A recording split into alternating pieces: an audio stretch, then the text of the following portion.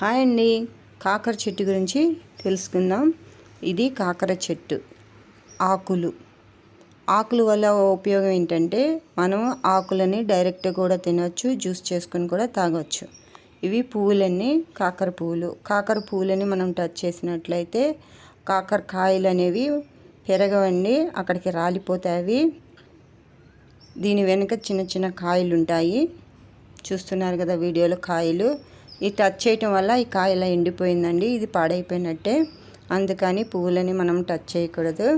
కాకర ఆకులను జ్యూస్ చేసుకొని తాగినట్లయితే కంటి చూపు మెరుగుగా ఉంటుందండి, జీర్ణక్రియ కూడా మంచిగా పనిచేస్తుంది, మలబద్ధకం అనేది ఉండదు కాకర ఆకులు తిన్నట్లయితే. ఇది కాకర ఆకుని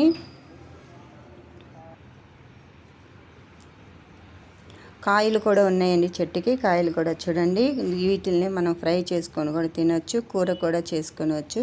కూరలో కొంచెం బెల్లం వేసుకొని చేసుకున్నట్లయితే కొంచెం టేస్టీగా బాగుంటుందండి. ఎక్కువ శాతం కాకర కూరని ఎవరు ఇష్టపడరు, చేదుగా ఉంటుందని. కానీ ఇది మనకి ఎంతో మేలు చేస్తుందండి, కాకర కూర కానీ ఫ్రై కానీ. ఇది కాకర చెట్టు అండి. నా వీడియోస్ని లాస్ట్ వరకు చూస్తున్నందుకు థ్యాంక్స్. పైన కూడా ఒక కాయ కాసిందండి. ఈ కాకర చెట్టుని మిద్దె పైన, డాబాల పైన, కొంతమంది డాబాలు అంటారు, కొంతమంది మిద్దెలు అంటారు, మిద్దె పైన డాబాల పైన మనం కాకర చెట్టుని పెంచుకొనవచ్చును. దీనికి పెద్ద ఏరియా అనేది ఏమీ ఉండదు, చిన్న ఏరియా ఉంటుంది. అందువలన మనం ఈజీగా దీనిని పెంచవచ్చు. నా వీడియోని లాస్ట్ వరకు చూసినందుకు థ్యాంక్ యూ. మీకు నచ్చినట్లయితే షేర్ చేయండి, లైక్ చేయండి, సబ్స్క్రైబ్ చేసుకోండి.